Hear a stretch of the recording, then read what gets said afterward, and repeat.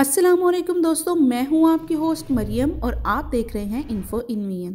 ताजमहल हिंदुस्तान के शहर आगरा में वाक़या एक मकबरा है जिसे मुग़ल बादशाह शाहजहां ने अपनी तीसरी बीवी मुमताज़ महल की याद में तामीर करवाया था।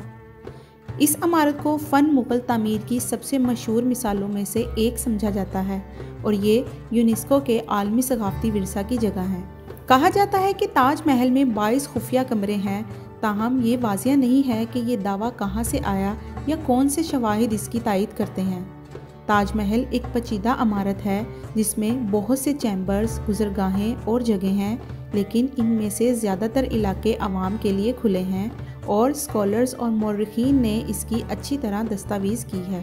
तारीख़ दानों और आसार कदीमा के माइंड ने कहा है कि ताजमहल के 4 अहम ऐवान हैं।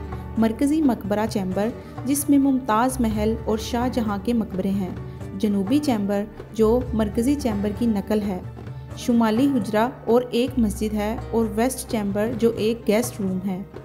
तहखाने, छत और इर्द गिर्द के बागात जैसी जगह भी हैं जो आवाम के लिए खुली हैं और खुफिया कमरे नहीं हैं। ये बात भी काबिल तवज्जो है कि ताजमहल की सदियों के दौरान बड़े पैमाने पर बहाली और तहफ़्फ़ुज़ का काम हुआ है और इमारत की बहुत सी असल खुसूसियात को तब्दील या खो दिया गया है। ASI archaeological survey of India को भी खुफिया कमरों का कोई सबूत नहीं मिला। ये नोट करना भी ज़रूरी है कि ताजमहल के इर्द गिर्द बहुत से अफसाने और फसाने हैं और इसमें से कुछ कहानियाँ पूरी तरह से दुरुस्त नहीं हो सकती हैं।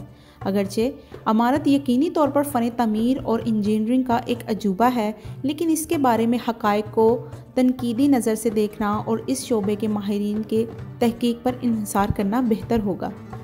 उम्मीद करती हूँ आपको वीडियो पसंद आई होगी। वीडियो पसंद आने की सूरत में इसे लाइक, शेयर और सब्सक्राइब करना मत भूलिएगा। अल्लाह हाफिज़।